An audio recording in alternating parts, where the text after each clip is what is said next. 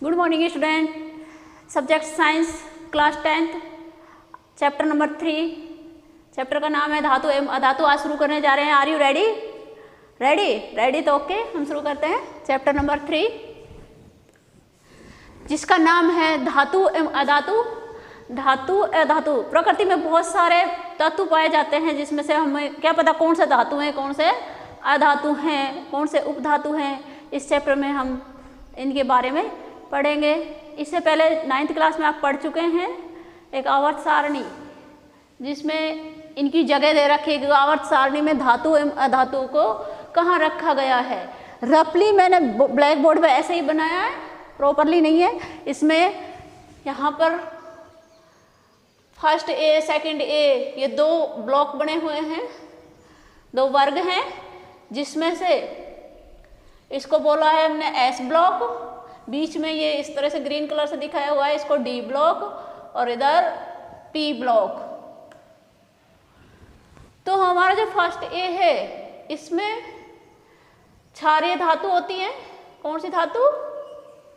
क्षारीय। और इधर क्षारीय मृदा धातु। एस ब्लॉक में S2 है जो क्षारीय मृदा धातु। और जो डी ब्लॉक है इसमें सभी क्या होती हैं? धातु। अब आता है हमारा पी ब्लॉक। पी ब्लॉक में क्या है? सभी एक यहाँ बीच में एक टेढ़ी मेढ़ी रेखा लाइन होती है जिसमें होती है उपधातु। क्या होते हैं बच्चों? उपधातु। इसके अलावा ये सभी क्या हैं? अधातु। यहाँ पे और यहाँ पे सभी क्या मिलते हैं? अधातु। अब इस आवर्त सारणी को याद करने की सभी ने लगभग अलग अलग ट्रिक्स बना रखी हैं। जैसे कि एस ब्लॉक में पहला है, इसमें हैली ना करे रब से फरियाद, दूसरा बेटा मांगे कार स्कूटर बाप राजी। इस तरह से ट्रिक्स बनाई हुई हैं और सारे एलिमेंट्स को याद कर रखा है जो आवर्त सारणी है इस तरह से। अब हमें इसकी ज़रूरत नहीं है, हमने तो बस ये देखना था कि धातु कहाँ पे मिलती है और अधातु कहाँ पे मिलती है। क्षारीय धातु ये सभी क्या हैं? एस ब्लॉक और डी ब्लॉक में धातु हैं, चाहे क्षारीय धातु हो चाहे क्षारीय मृदा धातु हो। जो आपको ये पता चल गया कि आवर्त सारणी में इन धातुओं का स्थान कहाँ है, उपधातुओं का कहाँ है और अधातुओं का कहाँ है। अब धातु और अधातुओं में अंतर देखेंगे हम भौतिक गुणों के आधार पर। इसमें धातुओं के भौतिक गुण भी आ जाएंगे और अधातुओं के भौतिक गुण, और इनके आधार पर आप इसमें अंतर भी कर सकते हैं।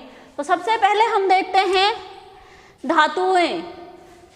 धातुएं प्राय ठोस अवस्था में पाई जाती हैं। कैसी अवस्था में? ठोस अवस्था में। लेकिन पारा एक ऐसी धातु है जो द्रव अवस्था में पाया जाता है। बाकी सभी जो धातुएं ठोस अवस्था में पाई जाती हैं। जब अधातुएं तीनों अवस्थाओं में पाई जाती है, यानी ठोस अवस्था, द्रव अवस्था और गैस अवस्था। ब्रोमीन केवल एक ही ऐसी अधातु है जो द्रव अवस्था में पाई जाती है। बाकी सारी अधातुएं कैसी अवस्था में पाई जाती है? गैस और ठोस अवस्था में। ओनली ब्रोमीन ही ऐसी एक अधातु है जो द्रव अवस्था में पाई जाएगी। पहला अंतर स्पष्ट हो गया, ठोस अवस्था वाला। दूसरा अंतर आता है हमारा जो धातुएं कठोर होती हैं, यानी कि इन पर किसी वस्तु से वार किया जाए, जैसे कि हथौड़े से वार किया जाए तो ये टूटती नहीं है। कैसी है? कैसी होती हैं? कठोर। लेकिन एक ऐसी धातु है सोडियम जिसको हम चाकू से काट सकते हैं। इसका आप प्रयोगशाला में प्रयोग कर सकते हैं, लेकिन इसको काटते समय हमें ध्यान रखना होगा कि इसको डायरेक्ट काट कर हम ऐसे नहीं, इसको वाच ग्लास पर फिल्टर पेपर की सहायता से इसको सुखाकर काटते हैं। इसको चाकू से हम आसानी से काट सकते हैं, वरना अगर इसमें थोड़ा सा भी पानी या नम हुआ तो वहाँ पर आग लग सकती है। इस कारण से यहाँ पर हमें सावधानी रखनी पड़ती है। इसके अलावा सीजियम और गैलियम दोनों जो हथेली पे अगर इन्हें रखा जाए तो आराम से पिघल जाती हैं। क्यों? क्योंकि इनका जो मेल्टिंग पॉइंट है, गलनांक है, वो बहुत ही कम होता है। इसके कारण ये क्या हो जाता है? इनका पिघल जाती हैं। इन तीनों धातुओं के अलावा सारी धातुएं कठोर होती हैं। अगर उन पर किसी वस्तु से वार किया जाए तो वो टूटती नहीं है। अब आते हैं हम अधातु। अधातु मुलायम होती हैं। कैसी होती है? मुलायम। किसी वस्तु से अगर चोट मारी जाए तो वो टूट जाती है। जैसे कोयला है, कोयले पर अगर हम वार करें तो वो टूट जाएगा। अपवाद है इसमें भी।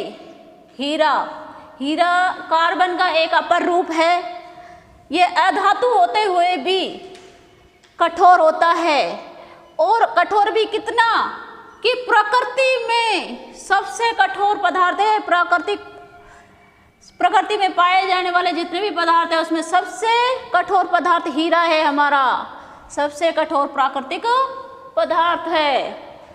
तीसरा पॉइंट आता है हमारा, धातुएं चमकीली होती हैं। यानी कैसी होती है? चमकीली। दो धातु है, जैसे लोहा है, इसको रगड़ कर देखे तो चमक दिखती है। सोना, चांदी सभी क्या होती है? एल्यूमिनियम सभी क्या होती है? चमकीली। अधातुएं कैसी होती हैं? चमक रहित। ये इसमें कोई चमक नहीं होती है। लेकिन इसमें भी एक अपवाद है, आयोडीन। क्या बच्चों? आयोडीन। आयोडीन अधातु होते हुए भी धातुओं की तरह चमकती है। ये अधातु है लेकिन धातुओं की तरह क्या होती है? इसमें चमक। अब आता है हमारा चौथा पॉइंट। जो धातुएं हैं वो विद्युत और ऊष्मा की चालक होती हैं, जिसमें से भी एल्यूमिनियम और कॉपर ऊष्मा की सर्वोत्तम चालक होती हैं, जबकि मरकरी और लेड ऊष्मा के कुचालक होते हैं। अपने घरों में, रसोई घर में जो भी खाना बनाने के बर्तन होते हैं, रोटी बनाने का तवा होता है, उनके जो हत्थे या तो लकड़ी के होते हैं या प्लास्टिक के होते हैं। क्यों लगाए जाते हैं? ये ऊष्मा की कुचालक होती है। जबकि जो धातु है जिससे हमारा तवा या बर्तन बने हुए हैं, या तो एल्यूमिनियम के होते हैं तवा है, आयरन का है, ये कैसे होते हैं? ऊष्मा के चालक होते हैं। और अगर इनके हत्थे हम लकड़ी के न बनाएं तो डायरेक्ट हम इन्हें छू ले तो हमें क्या हो सकता है? खतरा, हमारा हाथ जल सकता है। आपके जो घर हैं उनमें बिजली के आ रही है तो तार आते हैं, उनके ऊपर प्लास्टिक या पीवीसी की एक लेयर चढ़ी होती है, परत चढ़ी होती है। क्यों चढ़ी होती है? क्योंकि अगर हम डायरेक्ट जो वायर हैं उनको छू लें तो हमें करंट लग सकता है। और जो ये पीवीसी है और रबड़ है, ये क्या होती हैं? प्लास्टिक हैं, वो विद्युत की कुचालक होती हैं। यहाँ पर आया पीवीसी। पीवीसी का पूरा नाम क्या है? पॉलीवाइनिल क्लोराइड। क्या नाम है बच्चों? पॉलीवाइनिल क्लोराइड।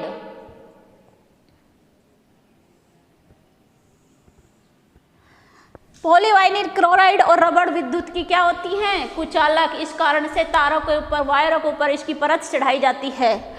अब आते हैं अधातुओं में। अधातुएं विद्युत और ऊष्मा के कैसे होते हैं? कुचालक, यानी सुचालक नहीं होते हैं। लेकिन इसमें भी एक अपवाद है, ग्रेफाइट। जो ग्रेफाइट है ये भी क्या है? कार्बन का एक अपर रूप है और ये अधातु है, लेकिन ये विद्युत का कैसा होता है? ऊष्मा और विद्युत का क्या होता है? ये सुचालक। अगला पॉइंट आता है हमारा पांचवा, आघात वर्धनीयता। जो हमारी धातुएं आघात वर्णीय होती हैं, यानी कि धातुओं में ऐसा गुण पाया जाता है कि इनकी चादर बनाई जा सकती है। ऐसे पदार्थ जिनमें हम चादर के रूप में परिवर्तित कर देते हैं वो क्या है? आघात वर्णीय पदार्थ कहलाते हैं। आपने देखा होगा कि लोहे को पीट पीट कर चादर के रूप में बना लेते हैं और उनसे बहुत सारे बर्तन बनाते हैं, संदूक बनाते हैं, जो भी सामान है वो बनाते हैं। तो आघात वर्णीय समझ में आया बच्चों? कि जो धातुओं को पीट कर चादर के रूप में परिवर्तित करना है, आघात वर्णीयता है। इसमें भी सोना और चांदी सर्वोत्तम आघात वर्धनीय होती है, जबकि हमारे अधातुएं होती हैं वो आघात वर्धनीय नहीं होती। अगला पॉइंट है हमारा तन्यता। तन्यता क्या होती है? किसी भी पदार्थ को खींचकर तार में परिवर्तित करना तन्यता कहलाता है। यानी कि जो धातुएं हैं इनको खींचकर हम तार में परिवर्तित कर सकते हैं, यह गुण इनका तन्यता कहलाता है। सर्वाधिक तन्य होता है। इसके 1 ग्राम सोने से 2 किलोमीटर तक का तार बनाया जा सकता है। यानी तन्यता का गुण सबसे अधिक किसमें पाया जाता है? सोने में, जबकि हमारे अधातुओं में तन्यता का गुण नहीं पाया जाता। धातुओं में ध्वनिक होती है जो धातुएं हैं, यानी कि 1 या 2 धातुओं को दीवार से टकराते हैं तो ध्वनि उत्पन्न होती है। इसी कारण से जो स्कूलों की घंटी, मंदिरों में जो घंटे हैं वो धातु के बनाए जाते हैं, जबकि हमारी अधातुओं हैं उनमें ध्वनिक नहीं होती, उनमें ध्वनि उत्पन्न नहीं होती है। अगला पॉइंट आता है हमारा, जो धातुएं हैं हमारी, उनका जो गलनांक है, मेल्टिंग पॉइंट बहुत उच्च होता है। इनमें अपवाद मैंने बताया था पहले, सीजियम और गैलियम, इनके गलनांक बहुत कम होते हैं और इन्हें हथेली पर अगर रखा जाए तो ये पिघल जाते हैं, जबकि अधातु हैं इनके गलनांक बहुत ही निम्न होते हैं। अपर रूप, यहाँ पे वर्ड आया था अपर रूप। अपर रूप मतलब किसी तत्व का 2 या 2 से अधिक रूपों में मिलना और उनके गुणधर्म भिन्न होना, यानी कि एक तत्व कई रूपों में मिलता है, अपर रूप कहलाते हैं। जिसमें हमारा अपर रूप तक गुण कार्बन में, सल्फर में, फास्फोरस में, कईयों में पाया जाता है। जो हमारा ज़्यादातर कार्बन देते हैं, कार्बन है, इसके 2 अपर रूप होते हैं, क्रिस्टलीय अपर रूप और अक्रिस्टलीय अपर रूप।